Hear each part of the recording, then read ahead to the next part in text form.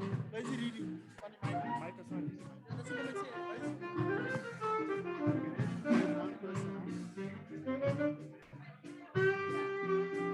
not sure if you want to ask us.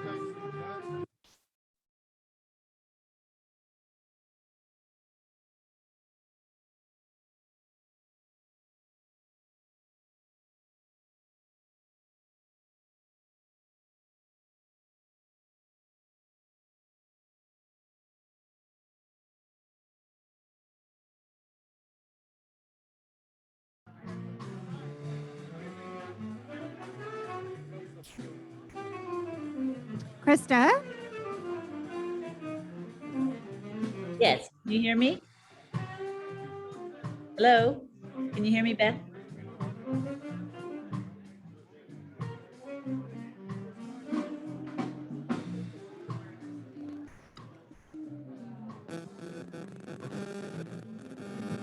I can hear you, Beth. Okay, as long as we can hear you. Can you hear me? Can you hear me?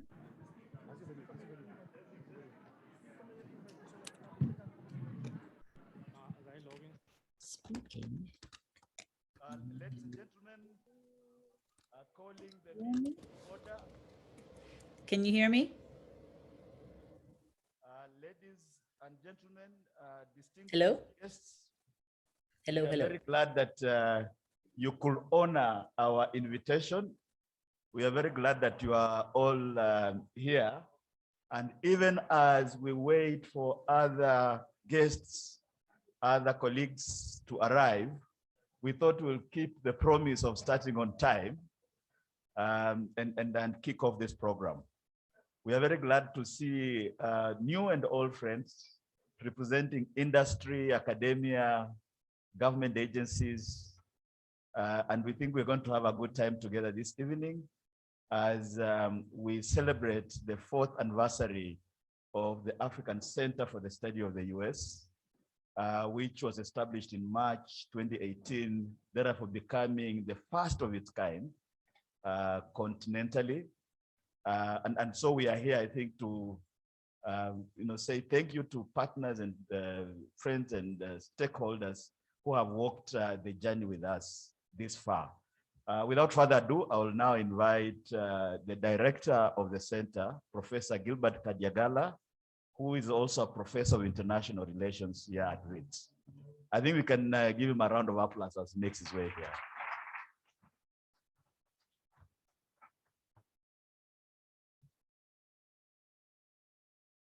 Thank you very much, Bob, and thank you everybody for coming.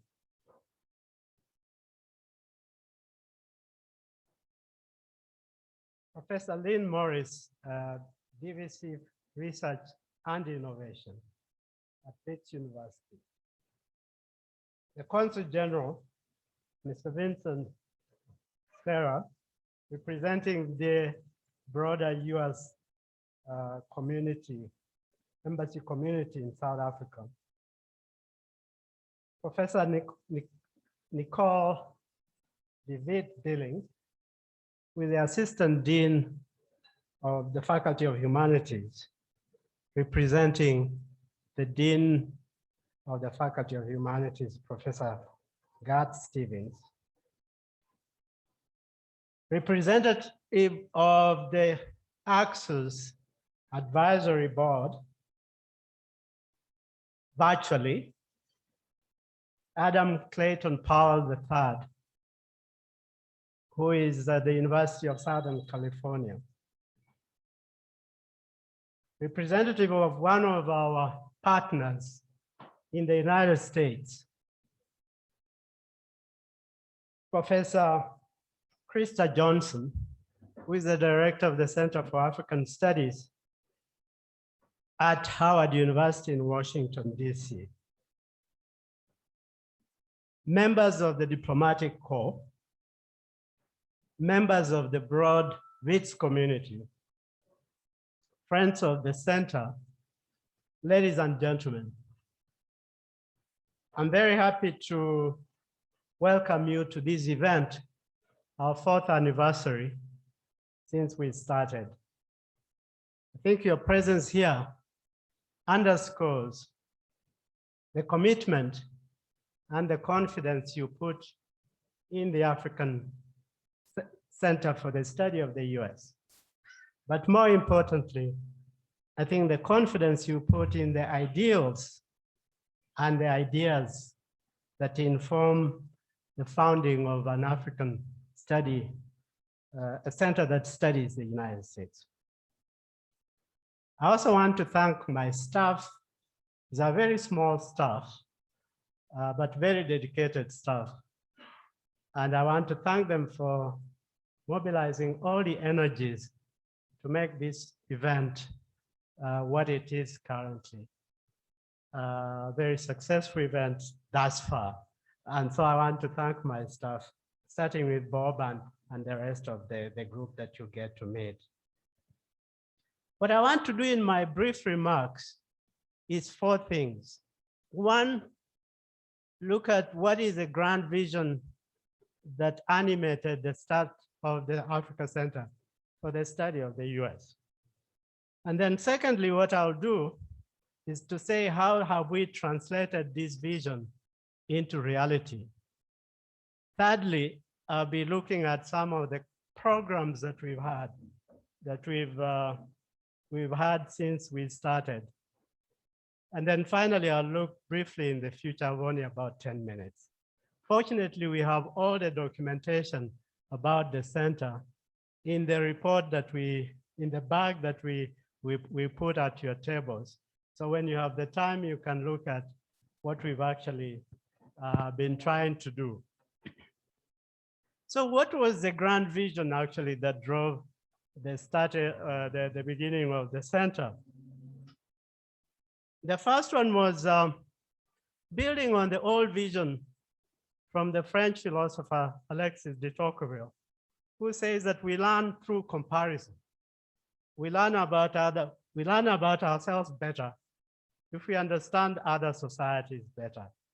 So a center like this, we thought would be important in looking at the US in order to allow us, in fact, to begin to understand Africa better. So that is one of the grand visions of the center. And the motto of the center, in fact, is understanding Africa by understanding the US. The second vision was, given the historical linkages between the US and Africa, we needed a center that captures these kinds of linkages in an institution that systematically captures all these relationships in their broader manifestations. So the center is essentially building on what already exists. There's a lot of the US in Africa. There's a lot of Africa in the US. How can we build on those synergies? Thirdly, we said from the beginning that the center is there to train the next generation of Africans who are knowledgeable and who are interested in the US. We thought it would be a modest contribution to the next generation of people who understand the US from here, because a lot of us were trained in the US. A lot of Africanists were actually trained in the US and other countries. So if we could make a small contribution in contributing to the generation of, to the reproduction of a new generation, it would be interesting.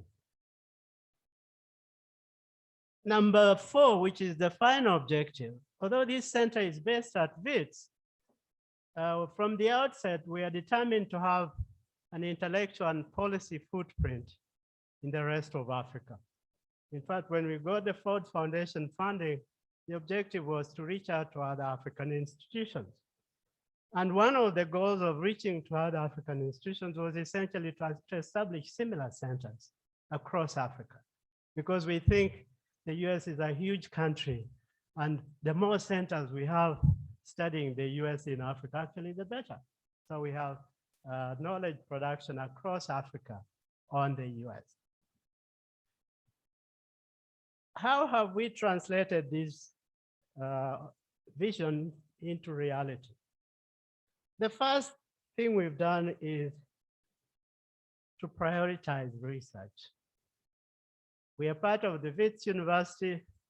which aspires to be among the 100 leading universities in the world. And this year we are celebrating our 100th anniversary at Wits.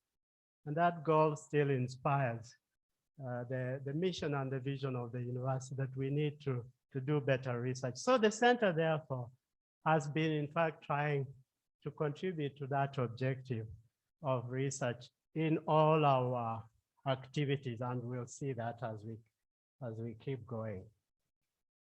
Secondly, we've also sought to be policy relevant. I think we can do good research, but I think we also need to speak to policy makers. So what we've done is we've encouraged policy debates and policy exchanges on all aspects of US-Africa relations in our activities. And you'll see that also from our report that we produced. Thirdly, we started to launch some training programs because we thought the center would be important in the long run as an arena for training of students or policymakers on issues that are of critical importance to us and to the US. So we started very modestly through online courses. During COVID, we had some online courses on public diplomacy with the South African Department of International Relations and Cooperation. And we are now gradually building our training programs into short courses that are going to focus on a wide range of issues, from understanding the US to the role of US businesses in Africa and other subjects, because we think that's an important niche for our center of this stature.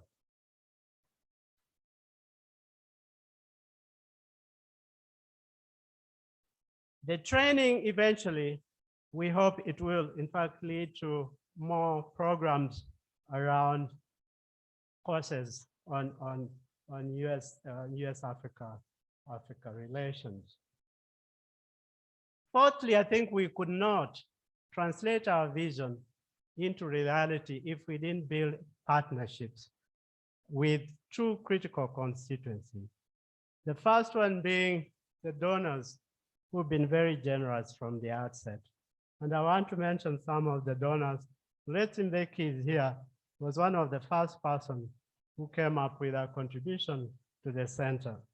And subsequently, we had generous funding from the US Embassy in South Africa, the Ford Foundation office in Johannesburg, the Flora and William Hewlett Foundation in California have all been, in fact, part of our partners, plus the Stanley Bergman Foundation of New York.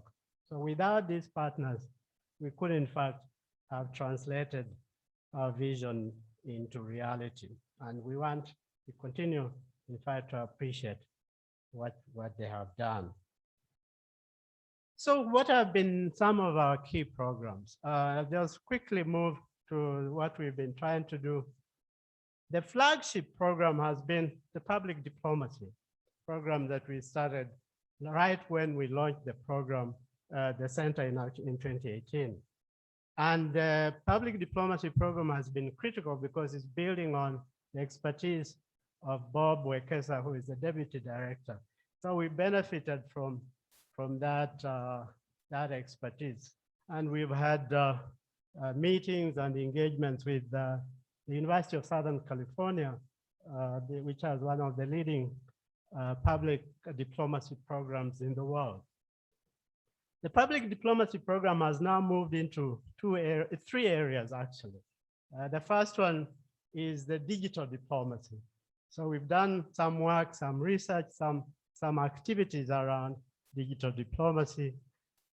The second area is engaging with the US diaspora, the American diaspora, both what we call the new and old diaspora. And we are expanding the diaspora program into a full-fledged program of its own, because we think the African-American constituency is critical to our engagement with the US as a whole. So that's why we have that. But the third component around diplomacy is actually looking at the role of cities as international actors. And here we've worked with cities of Johannesburg and city of Tshwane, but more importantly, we worked with Sister Cities International, an organization that promotes the engagement of cities in Africa and the US. So that has been one of the core programs of the center. The second area has been the culture program, and culture is important because in the US-Africa relations, we can't ignore it. So we launched a program on the cultures of populism a few years ago, and we published a book on that in collaboration with the English department here at Wits. And it's been a very interesting collaboration because we are now expanding the culture program to encompass issues as broad as music and so on. So it's important to us.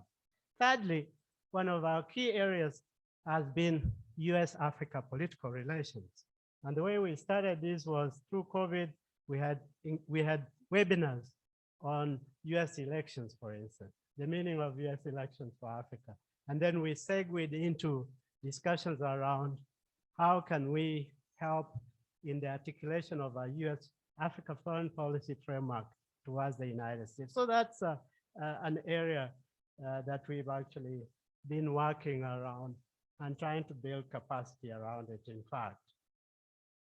Another area, as I mentioned, is cities and city diplomacy, but I think I've already touched on that.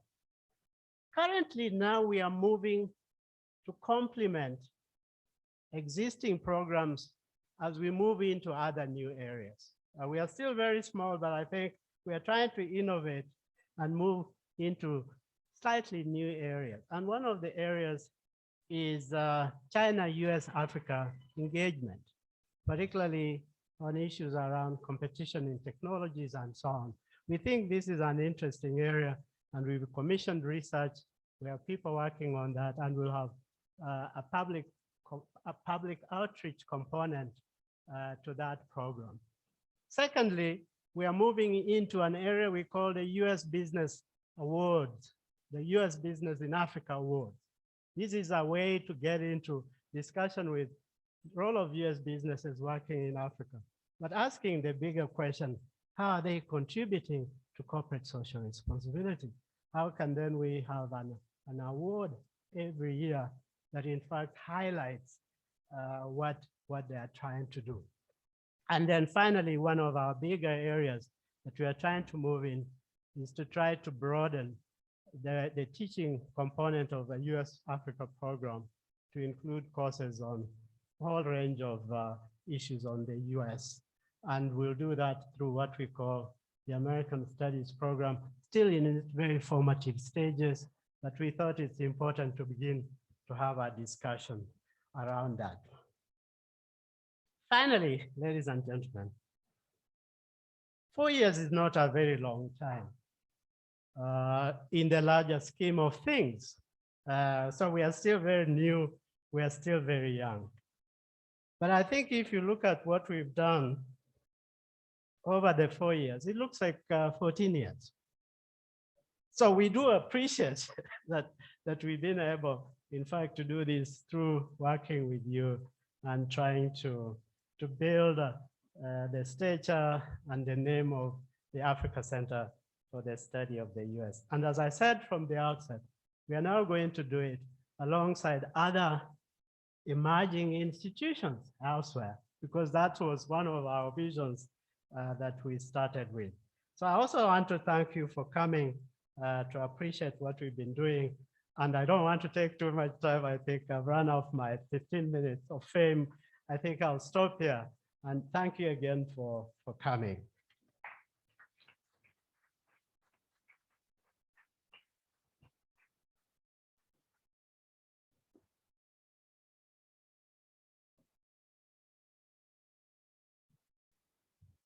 I think another round of applause for Professor Gilbert Kajagala. I think we've benefited from the leadership of Professor Gilbert Kadiagala, who, as some of us know, is a graduate of Johns Hopkins University, one of the leading institutions in Washington, D.C., and is one of the greatly respected scholars in international relations continentally. I think what we want to go to now as the next item on the program is to have a short video on our center over the last 4 years. And I think, as many of you might have heard, when we said we are launching the African Center for the Study of the US, what a lot of people thought, this is crazy. How can an African institution set up a center to study the US? So I suppose this video that we're going to show is going to demonstrate that it is indeed possible for an African institution such as Wits to study a large nation such as the US. Thank you very much. And I also want to mention that our facilities for bathrooming and so forth are on this side. Feel free. We also have the bar is open, a cash bar is open. If you want to grab a drink, that is also available. Thank you very much.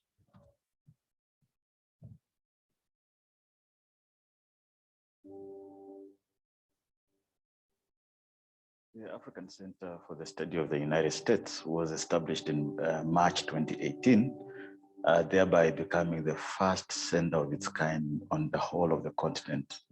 And since the beginning, it has focused on 5 areas of practice. One is research, which is essentially to uncover various iterations of Africa-US engagement. The second area of practice is public engagement. And in terms of public engagement, essentially, we say that we do not want to just be academics in the corridors of lecture rooms and so forth. So we engage with publics of all kinds. And the third area of focus is obviously the teaching aspect. So within the university here, University of Witwatersrand, we have various courses going on, even as we speak, in media studies, in political science, international relations, in sociology. And we have a whole area of publications and multimedia engagement where we have done exceedingly well, because we want to bring this knowledge and our work into the broader society. And finally, we undertake outreach. And in terms of outreach on the continent, we understand that we do not want to hack this area, to monopolize it, but we want to bring the message of the need to study the US as African universities across the continent. Beyond just the center, we want to reach a level where we can say we are producing Africans very knowledgeable on the US, rather than having a situation where only the US scholars have a higher level of understanding of Africa. So what excites me about studying the US as an African researcher is, one, the linkages that you find. So in terms of foreign policy, in terms of looking at Africa, we need to be asking questions as how do we position ourselves in such a way that the US can also hear or make their policies applicable to us. So the second point is that due to COVID-19, with digital diplomacy, there was a rise in digital diplomacy. So there are certain questions that come with that. So for example, how do we as Africans look at digital diplomacy in Africa and apply it to ourselves? So for example, if we are using Twitter, how do African diplomats and non-diplomats use Twitter to reach people? The fact that much of the knowledge project in the world today has been driven partly by the US and its northern counterparts.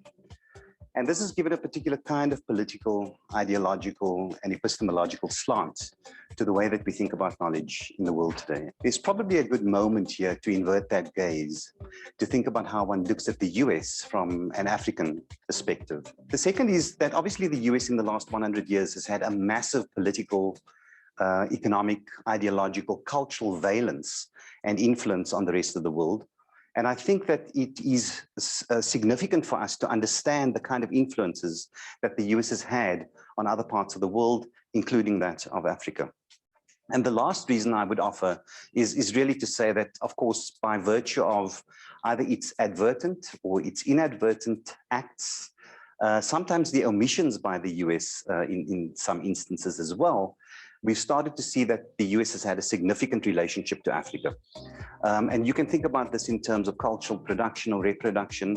You can think about this in terms of foreign policy, the economic scramble for Africa and the second scramble for Africa. You can certainly also think about this in the context of inaction in some instances where Africa's really been left to do its own thing. A center like Access is a critical site for the development of those kinds of capacities inside a faculty, inside a university, partly because it is a way that we think about the development of knowledge in the humanities, in Africa, of the humanities of Africa, and for the humanities for Africa in the 21st century.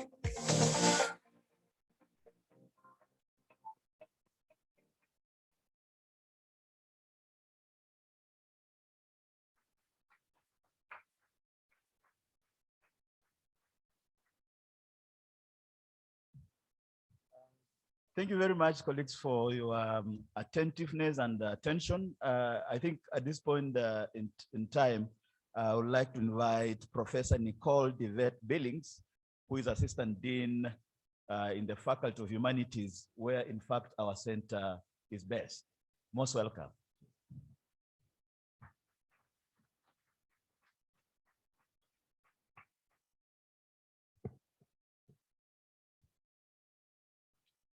Good evening, colleagues. Good evening, guests. Welcome to Wits University and the Faculty of Humanities.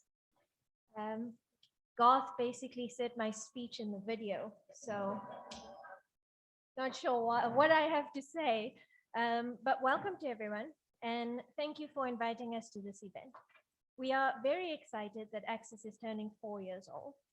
Or 14, Gilbert, it's a very long time, and you've done exceptional work within the faculty. The Faculty of Humanities at Wits is a research-focused faculty. We focus on teaching, we focus on learning, we focus on how our research is used in teaching and learning. We see ourselves as a creative and intellectual hub within the region and within the world. We pride ourselves on our ability to incorporate different facets of the humanities in an interdisciplinary, cross-disciplinary, and globalized way. On my way down to this event earlier, I walked past an empty hall that we use for exams on campus, but it was filled with students, and they were exercising. They were skipping, and they were jumping, and they were sweating. And I stopped for a minute and I thought, you know, to many other people, this is just a bunch of young people who are avoiding doing their homework or are avoiding going home or something like that. But when I look at the students on campus, whether they are sitting in groups on the lawns, whether they are in lecture halls or exercising after hours, I see a population of young people who want to be here, who want to learn, who want to work. And I see a bunch of young people who are not only able, but are curious. They are curious about the world around them. They are curious about what there is to learn in the world around them. And I feel like Access is one of the many opportunities we provide within the university for students to express their interest in learning. When I look at these students, I also see our next generation of researchers.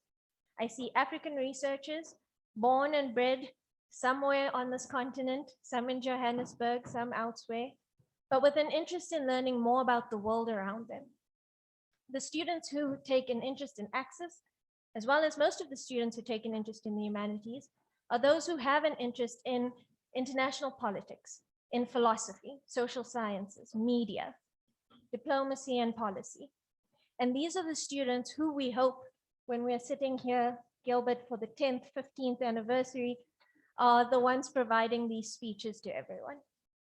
So on behalf of the Faculty of Humanities, on behalf of our Dean, Professor Garth Stevens, thank you all for coming. A special thank you to the donors and the partners of the program, and a very special thank you to Prof. Gilbert for leading the program and for including the faculty in this special event. Thank you very much.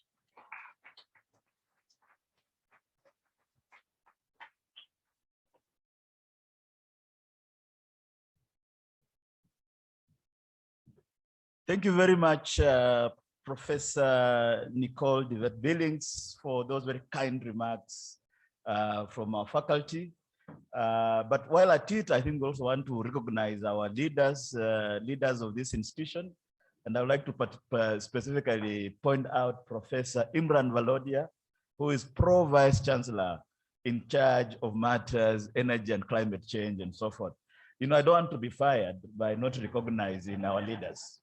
So I think this is also being politically correct.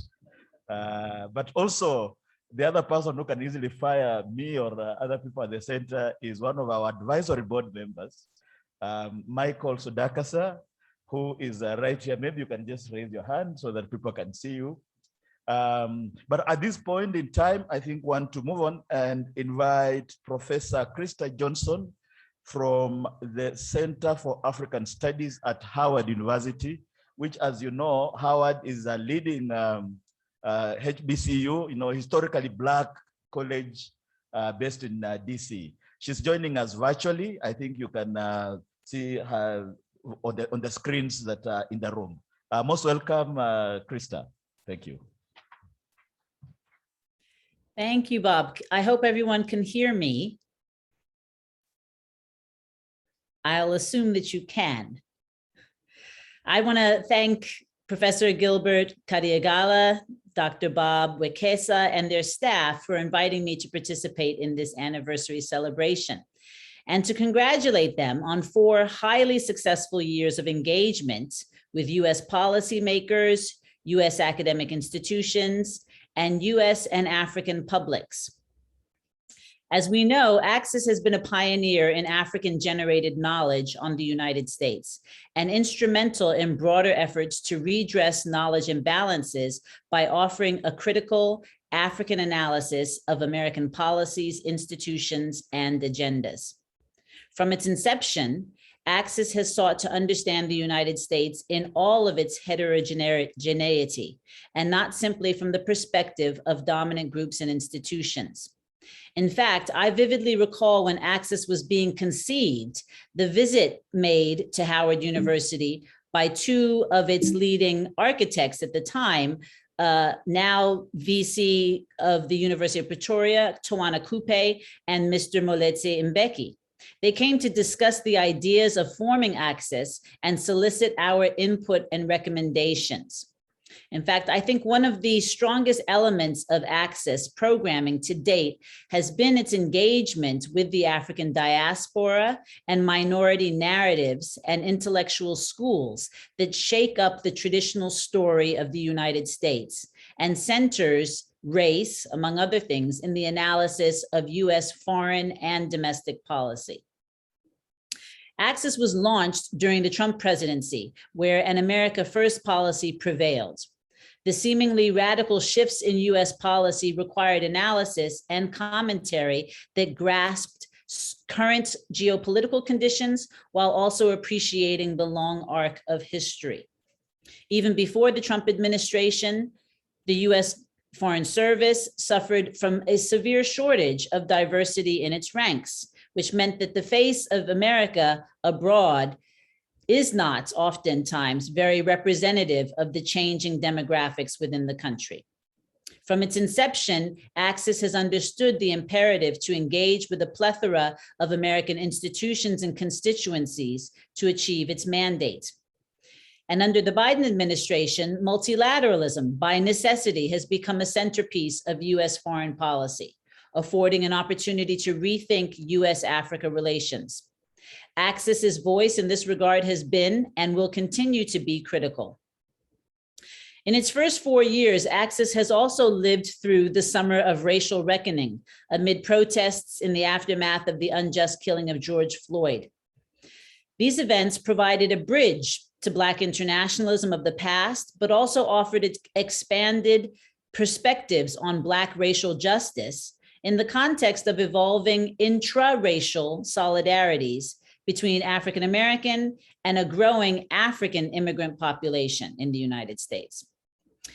Access's first 4 years has also been marked by the global COVID pandemic, which has illuminated schisms in global governance and global health and US policies in these areas. The vaccine apartheid that persists highlights the need to address knowledge and power imbalances that remain between the global North and the global South. With the launch of the AFCFTA in recent years, we've also seen a concerted shift in US-Africa policy towards greater trade and investment. The US is slowly beginning to appreciate the significance of the African continent as the largest consumer market in the world and adjusts its policies accordingly, away from an emphasis on aid to one on trade. Access has been pivotal in providing commentary and analysis in all of these areas and more, as Professor Kadiagala has mentioned. The Center for African Studies at Howard University has been especially proud to partner with Access in programming on US-Africa policy in the Biden administration, strengthening African and African diaspora and linkages across various sectors, Black Health and Wellness for Black History Month in conjunction with the African diasporan community in South Africa, and US Business in Africa. And we already have plans for further programming around US interests in AFCFTA and US Africa policy, and building a diasporan constituency for Africa. In conclusion, I want to congratulate Access and all the staff on their wonderful achievements thus far. We at the Center for African Studies at Howard University have been encouraged by your leadership in providing a critical analysis of the United States, its institutions and policies, and look forward to our continued partnership and collaboration with you. Thank you.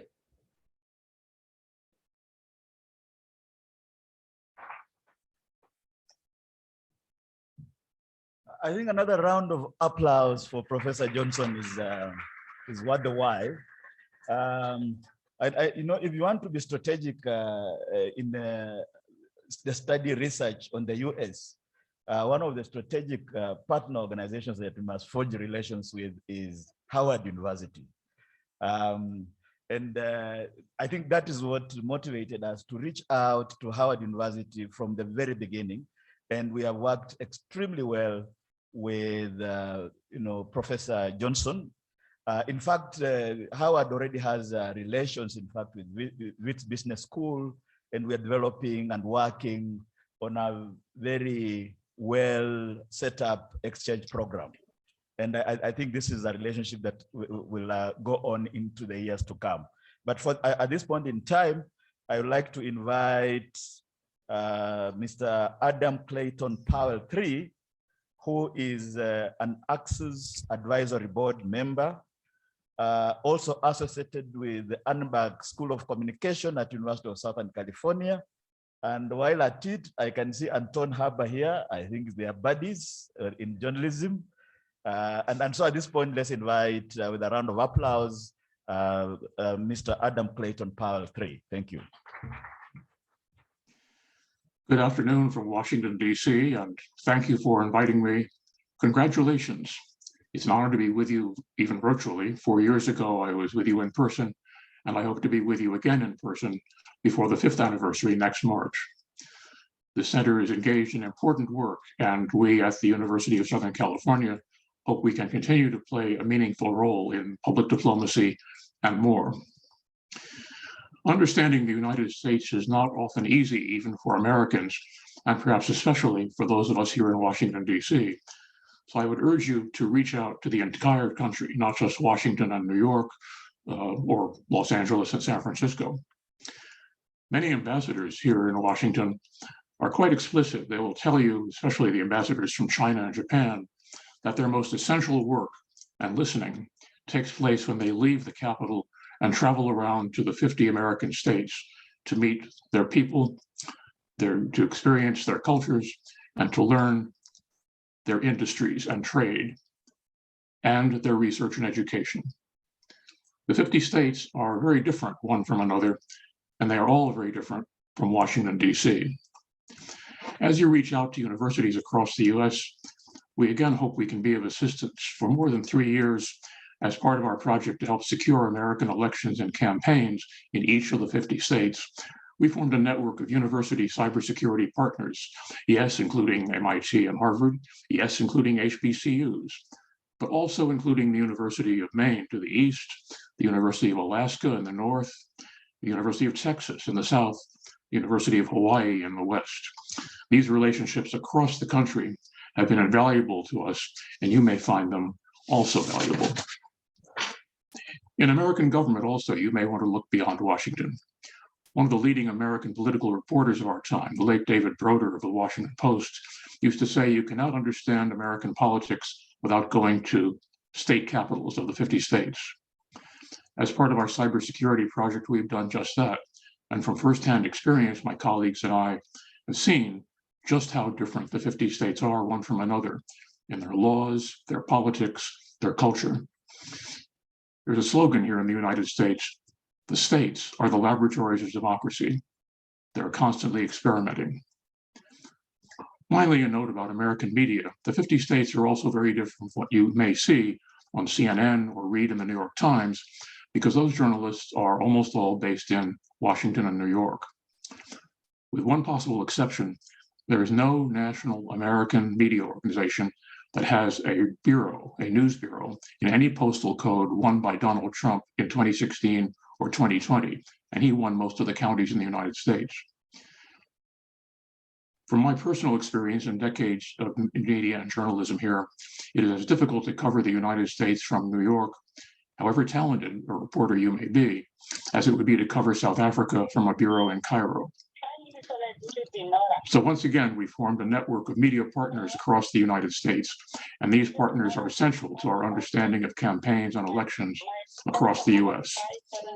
Years ago, we coordinated an exchange of journalists with Black South Africans coming to the US and members of the American National Association of Black Journalists going to South Africa.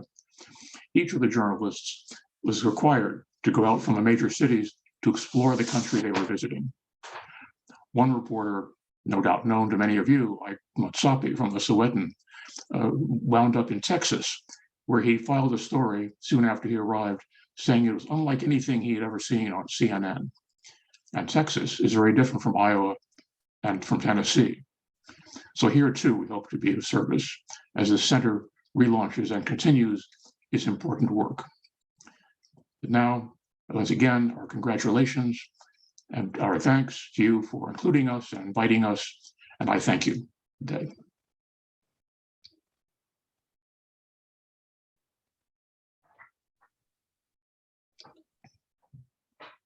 Thank you very much, Mr. Powell III, for those remarks. And I think I also just needed to add that before the pandemic, Adam has always made it a point to come to South Africa annually, every year. And so we can take him on his word that he'll be traveling here before we observe our 5th anniversary. At this point in time, I also want to just recognize two partner organizations that have really helped us achieve our objectives, mission, vision. And this is the Department of International Relations and Cooperation, represented here by Andres, right there. And I think we worked very closely on the digital diplomacy project, which we are now taking to the next level this year. And also we have Ms. Elizabeth Sitrapalas from SIAS, the South African Institute of International Affairs. I think you can also raise your hand. So, because this is the NDT that a research organization that is based here on campus that was involved, in fact, from the very beginning in conceiving the center. But at this point in time, I'd like now to invite Professor Lynn Morris, the Deputy Vice Chancellor. Let's give her a round of applause as she makes her way here.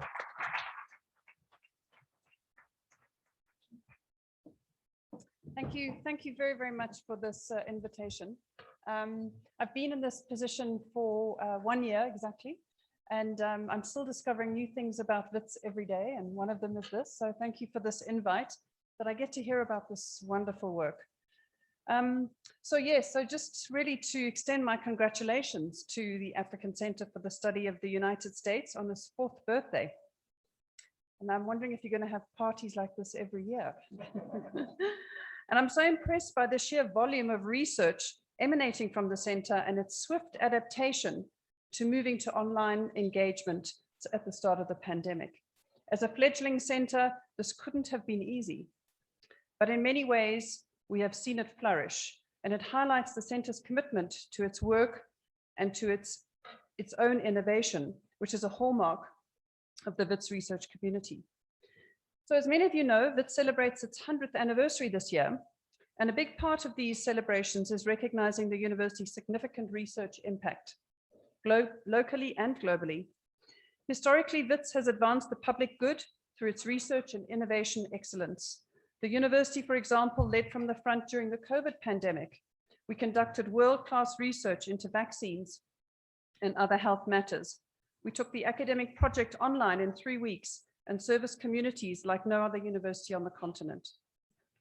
So I'd like to take the opportunity to locate the African Center for the Study of the United States in the context of Wits University's research footprint, which I believe makes the university a jewel in the African crown. Wits research has been dominated by the health sciences and clinical medicine, fields in which we have received global accolades.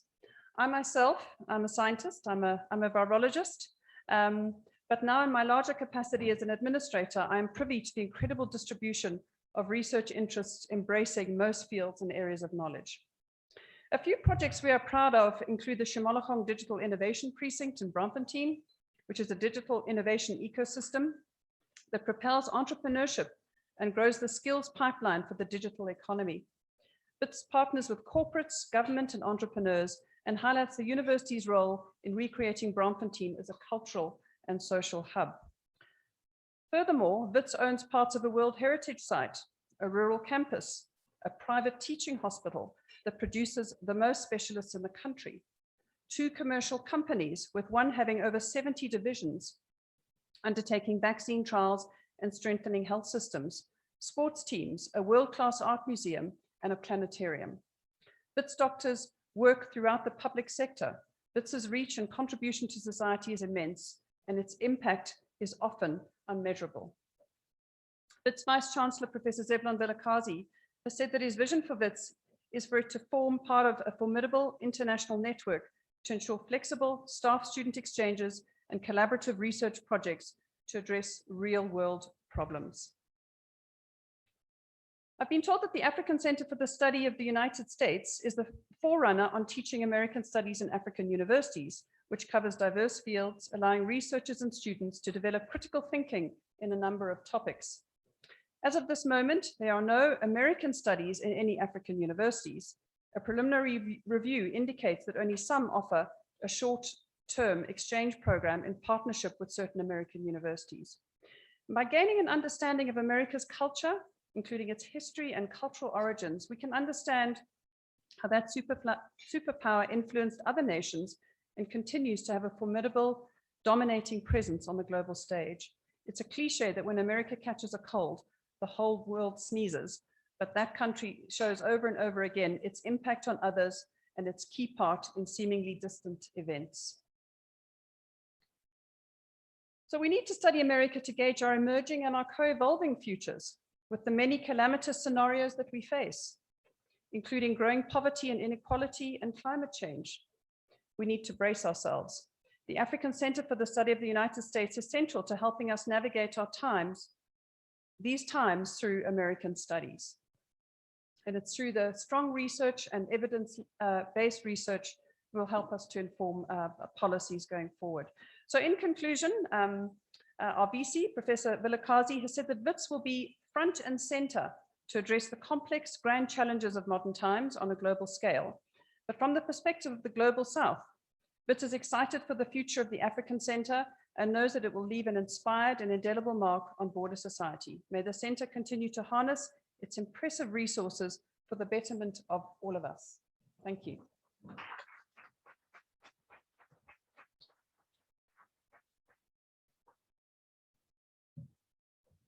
Thank you very much, Professor Morris. I think those are very kind words from the highest level of the university, and these are very highly appreciated. As to the possibility of parties every year, I think we'll work very hard on that. we're in our approaching donors, we'll have that as an item. And we know that some of the donors, in fact, insist that for our parties, we don't have wine, which is why we don't have wine on the tables today. And perhaps we'll encourage some of those partners to say, no, look, we can also enjoy a glass of wine every match. But I think one of the great donors that we have, in fact, is the US mission to South Africa, and specifically the US Johannesburg Consulate. We have Mr. Vincent Spera here, who is a Consul General.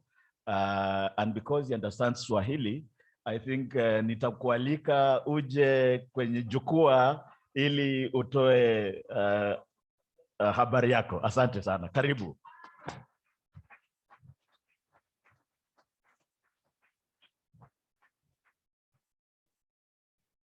Asante sana, Bob. So that's why he put me at the Mombasa table, I think, because Kenya is although I have to say there's a New Jersey table, correct? So I'm from New Jersey, so that's my second favorite table tonight. So great to meet you. Well, thank you. So I'm speaker number 6, and dinner is next. I'm well aware of that. But nonetheless, I'm really pleased to be here with you all tonight to celebrate this 4th anniversary of the African Center for the Study of the United States, especially here at Wits. As some of you, as was mentioned before, I'm the Consul General here, and I arrived in Johannesburg just in July, so less than a year now. And my very first in-person meeting outside the consulate was a visit to and a tour of Wits back in August, just as COVID was letting us do some of that work again. And at that very first meeting with Vice Chancellor Vilakazi, Dr. Wakesa attended that meeting. So right out of the gate after my arrival in South Africa, I was introduced to the great work of this center and have really been excited to build on that knowledge since then. And just about a month and a half ago, visited the office of the center with Dr. Kadigala and with Moletsi and Becky and Bob and the staff to really learn more and have some in-depth discussions about the work and the goals. And through all of those engagements, it's just been clear that the center is playing such a critical role in contributing and strengthening to the understanding of the United States in Africa and with African audiences through publications, seminars, speaker programs, conferences, more, all that we've heard throughout the evening so far.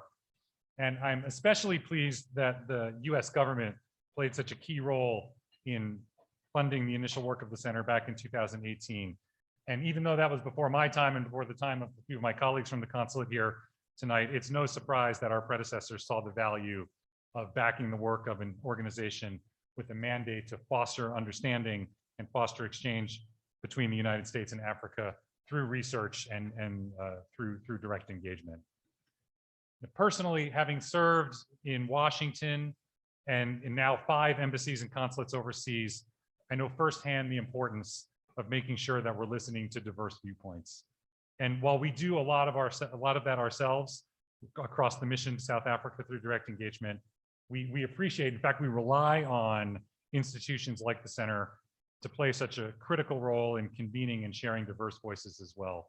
And it's because we realize that ultimately, at the end of the day, it's the private sector, it's the nonprofit and civil society and academic institutions that can initiate and strengthen partnerships between US and African institutions at a scale far, far greater than we can do alone in government.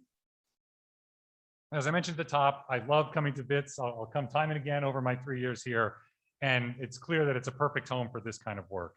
So not only is Wits one of a premier institution of higher learning, or a jewel, as was just mentioned a few moments ago, it has a history of partnership with the US mission to South Africa, making it truly and uniquely suited for this kind of work. And it's impressive to hear the stories tonight and to look at what Wits and the center have accomplished over the past 4 years. 2 of that during COVID, when it was even more difficult. And I know the mission staff have participated in the diplomacy, digital diplomacy seminar, been working with you on the US Business in Africa Awards. We've seen the impact of speakers that you've brought to South Africa, and of course the sharing of ideas through publications, such as the one that was referenced earlier, Africa's Policy Towards the United States, the Biden Era. I think that's in our bags, if I'm not mistaken. And it's also sitting on my desk right now in the consulate. So really appreciate that kind of work. And those, of course, are just a few examples of how you and your staff and all of your partners have worked tirelessly to educate, enlighten, and connect audiences in the United States and South Africa.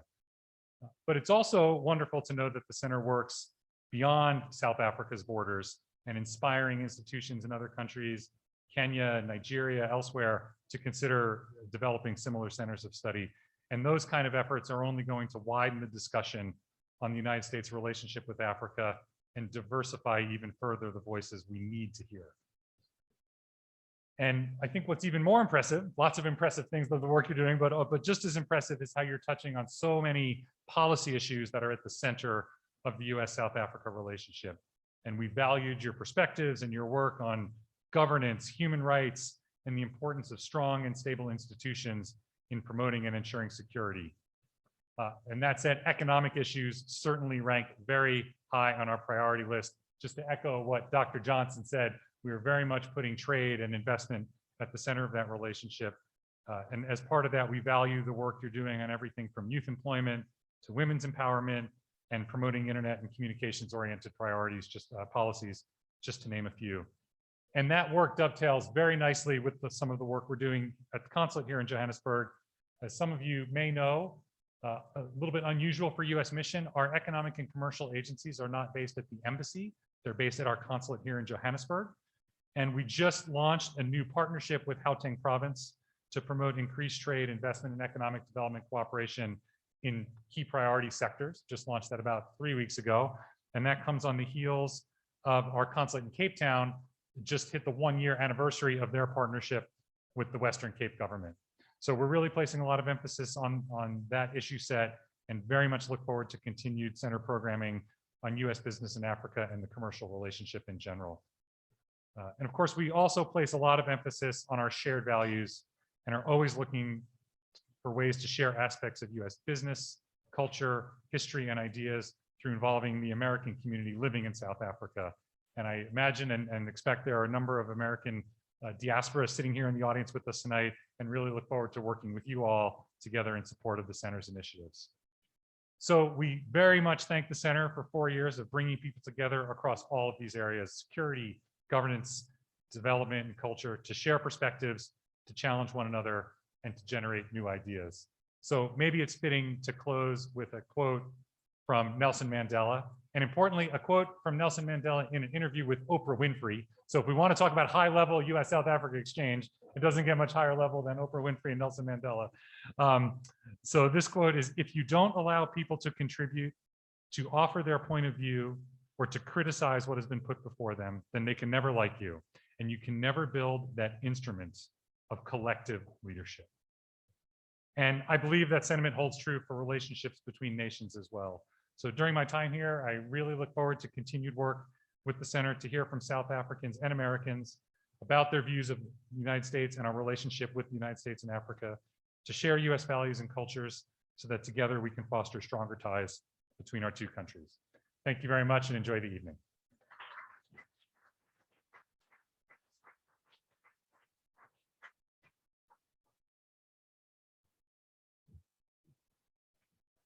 Thank you very much, Counsel General. As you can see, because of your height, I have to, kind of push this a bit down. But I also wanted us to give another round of applause, a bit louder. And I think that this second round of applause is a very strategic one as well. Because even though the US mission provided us with the seed funding that got us off the ground, we will be coming back to you again. And we remind that there was a second applause today as a means of encouraging you to continue supporting us. And that would be great. I think now we are at the point where we've talked quite a bit, and we might want now to go into the nicer part of the program. We'll listen to music as this is a Wits choir, Wits ensemble. They will entertain us as we go into enjoying a meal together and networking. Thank you very much.